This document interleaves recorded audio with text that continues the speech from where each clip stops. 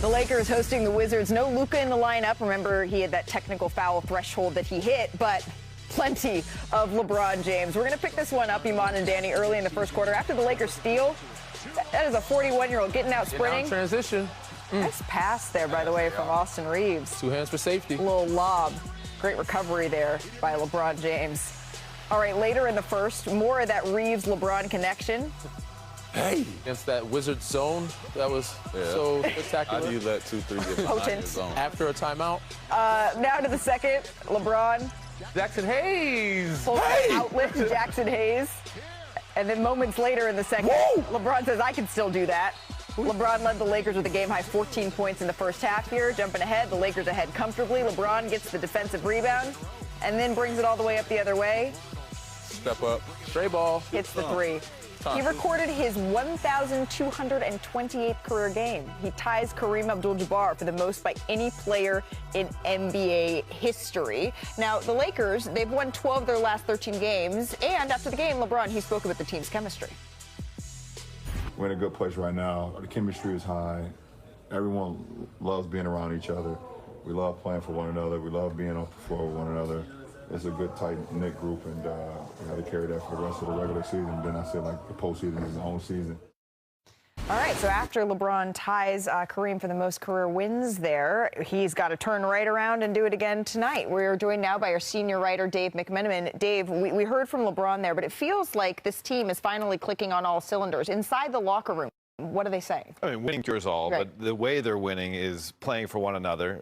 You have a lot of guys who are comfortable in their roles. Look at what the centers did last night. DeAndre Ayton, perfect from the field.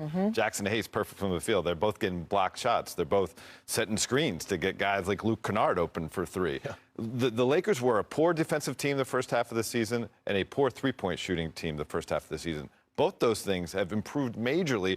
A lot of that you give the credit to the stars, but the role players are finding their roles, and the stars are putting all on the line. LeBron James, second night of a back-to-back, he's going to be in the lineup tonight against the Cavs. Oh, you have to imagine that that's the reason he wants to be in the lineup against his former team, and they're going to have a chance at clinching a playoff spot against the Cavaliers tonight. And let's just say these two, right, they got plenty of history here. Cleveland, LeBron left in 2010. Right, following an early exit at the hands of the Celtics. So we're going to go through that history a little bit here. So his first game back was a heatle. He was one of the most hostile games in NBA history, right? LeBron said the fan reaction was probably the worst that he has ever heard. But then, after winning 2 titles with Miami, he returned to Cleveland in 2014. In his second season back, LeBron, Kyrie, the Cavs, they ended that 64-year championship drought after overcoming a 3-1 finals deficit with Iman Shumpert to the Golden State Warriors. Turnaround. And James has played against the Cavs 25 times in his career, 13 times as a Heatle, 12 as a Laker. So his career average against Cleveland, 29-8-7. So whoever wins tonight's matchup in LA clinches a playoff spot. Now, of course, anytime these two teams clash, anytime LeBron plays the Cavaliers, there's a renewed focus on his future. And Dave, you have a story up right now on ESPN.com. You authored it with Tim Bontemps, and it breaks down all the decisions, not to call back that memory, for LeBron this summer. But you laid it out in the article, Dave, right? LeBron, he opted into his current contract. So for the first time in his long career, he doesn't have a fallback plan. What does that mean? Usually he would sign like a 1+1 deal and give him a player option in order to exercise it if he wanted to. But he's going to be an unrestricted free agent. And we'll see if he wants to retain his job with the Lakers. You know, I reported in this story that the Lakers do have interest in welcoming LeBron back, but then it comes down to what the number is, right? The Lakers are going to want to fit this team around Luka Doncic moving forward. It doesn't mean that LeBron can't be part of that mix, but certainly not at the $52.6 million contract he's making right now. If LeBron chooses to prioritize his salary, there'll be other options for him, including Cleveland. There could be a sign and trade scenario where Cleveland gets off of someone like Jared Allen's contract. Lakers get another big man who's been a former All-Star. LeBron could go back to Cleveland. If it is about the retirement tour, no place will bring back the feels, the memories, the full circle moment like Cleveland would. But Tim and I reported on some other teams that could be in the mix. He could stay on the West Coast, maybe go play it with Steph Curry, Steve Kerr. We've been down that road before. He could stay in L.A., go to the Clippers, maybe make some more money there. I think that the option comes in like, listen, Brian, you wanna walk off, do your home run, flip your bat, people all get to clap their hands and walk you on up out of there? Go to Cleveland. This is why he's wearing this color suit. You see what I'm saying? Go to Cleveland. We're gonna respect it more. We're gonna love you more. It's more hugs that way. Now, you want to go to the dark side because it looked like you could play another 5 more years. You want to go to the dark side? I know you want to win. Wimby over there chilling.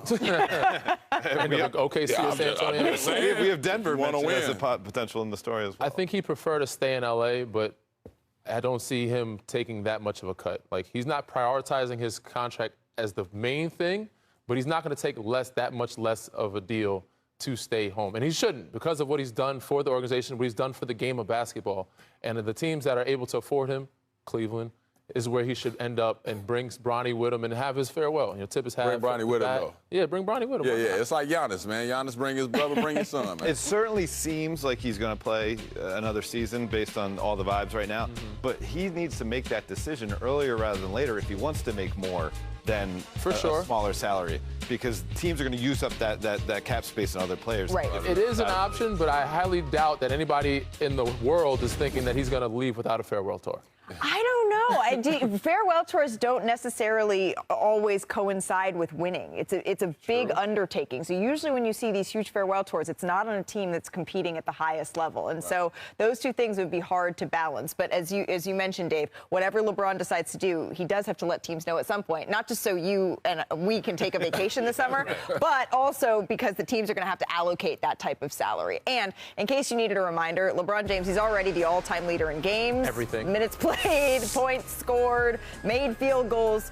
Also, he ranks 4th all-time in assists and 5th in triple-doubles and can continue to cooked up a special top of the top. This is the best plays in the NBA in March. We're going to start with top dime time. The Blazers and the Nuggets. Aaron Gordon throws the no-look pass here. Hold on, I see you. I see you. Usually it's Joker doing that. Yeah, I can see you. The Jokic book. AG, so important to this team's postseason hopes. Ooh, it was one-handed, too. It was one-handed. Then LeBron in Indy. Jake LaRavia cuts back door. Dimes. LeBron finds him. Didn't even have to look. Tightrope. I ain't gonna lie to you. That's a pretty strong pass. James Harden throws a 3-quarter lob here. This was impressive. On time, on target. That's what I said. The catch was ridiculous. Catch and Isn't this a Wemby No, it was pretty good, though. You gotta throw it high enough. Backboard. This is top rim rattlers. The Sixers and Hornets. Tyrese Maxey out and running. Okay, Reese, meet me. Hey! Ooh! Punches it with the left. Catch him slipping. Gotta take the elevator. Quick dunk. Get to the rim fast. And then Okay, Wemby. Reese. Whenever Muzzle. Wemby pump fakes, his levers are so long. Oh, my God. Get out the... Look out Also below. with a little bit of revenge because Gigi Jackson has just dunked on him. Ant-Man, the two-handed slam. And then, of That was course, a RJ. Kawhi-esque. Have you ever noticed that Danny has a little bit of a Kawhi Yeah, a laugh? little bit. We love it. All right, the top ankle snatchers. Donovan Mitchell is patented like a snatchback. Oh, my goodness. Scorpion. Oh, my Lord. Get over here. Yeah, that's not right. He makes it look so easy, too. Darius Garland. Oh, God. Breaking the Break- ankle. Oh, break- don't do that. That was Darius, fun. why you? I'm telling. That might have been an accident. And Andrew Nemhard, and first off, Andrew Nemhard is an elite defender. Elite Yeah, defender. Kicked over the screen. Jalen Green sits down his defender come there. dance with me. And then he points at him. Dance with me. Don't point at him. It's a dance going on. You Man, the didn't- Bucks are having hard enough times here. We didn't need that. All right, let's shift to Miami. This is last night. The Sixers and the Heat squared off in a battle of the potential play-in previews that we're going to see here as you're taking a look there at the bottom of the Eastern Conference. We're going to start out in the first quarter. By the way, the Sixers all healthy here. Paul George Edgecombe. lobs it up to On Edgecombe. way upstairs to the Good attic. slam. Jump into the fourth quarter here. Good game, all tied at 101. Maxey gets to his spot, knocks down the three.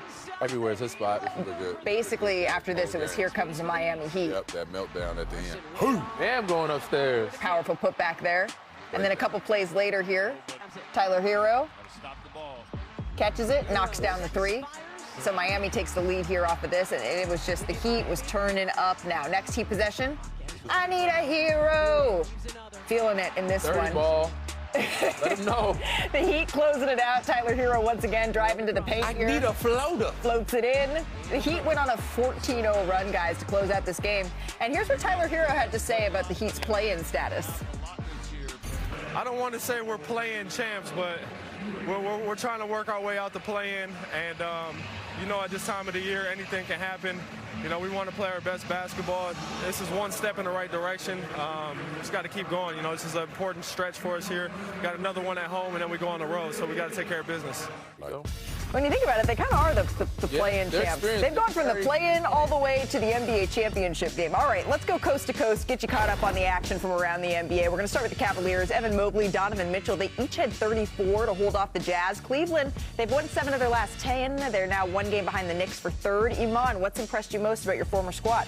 I think that what I'm expecting to see out of them, I don't see right now. Right now, what I'm seeing is them just enjoy each other. Like, I was expecting this hard way to gel. How can you gel? And James Harden's come over there, and it's just looked fun for everybody. You're wearing the wine in celebration. A little bit of wine, red wine. Hey, how about Devin Booker? He scored a game-high 36 over the Grizzlies. Shoot it. And with the win, Phoenix has moved just 3.5 games back from the Rockets for 6th in the West. Danny, I'm pretty surprised they're in this position. Are you? I think everybody is. With that trade of KD, losing Bradley Beal, you would think this team was going to be very much at the bottom, trying to get lottery picks.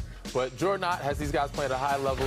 Unbelievable job by him. Should be Coach of the Year candidate for sure. Top 3. Off to the ATL, Jalen Johnson led the Hawks to their 13th straight home win. Atlanta, 16-2 since February the 22nd, the best record in the East over that span. Iman, what stands out to you about the surging Hawks? I just love their new direction. I love the Jalen Johnson. I love the way that they're running on the perimeter. I think they've added some pieces that have given them some confidence. But I think it's just starting to feel good in Atlanta. I live in Atlanta, so keep it going, fellas. There you go. Vibes are high. All right, the Celtics, they will be in our ESPN NBA